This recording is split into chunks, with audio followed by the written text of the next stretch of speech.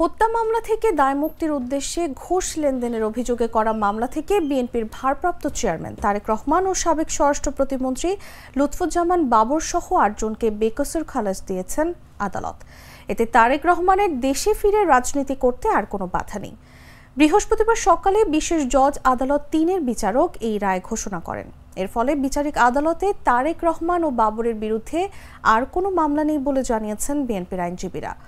মামলার অভিযোগপত্রে বলা হয়, বসুন্ধরা গ্রুপের পরিচালক ইঞ্জিনিয়ার সাব্বির হত্যা মামলার আসামি শাফিয়াত সোবাহান সানভীরকে দায়মুক্তির উদ্দেশ্যে ২১ কোটি টাকা ঘুষ গ্রহণ করা হয়।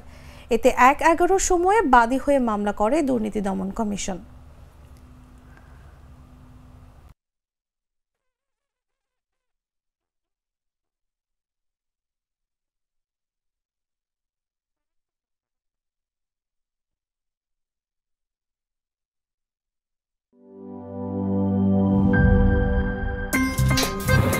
আমার একটা স্মার্ট সিদ্ধান্তে 25% গ্যাসের খরচ কমেছে। ভাবছেন কিভাবে?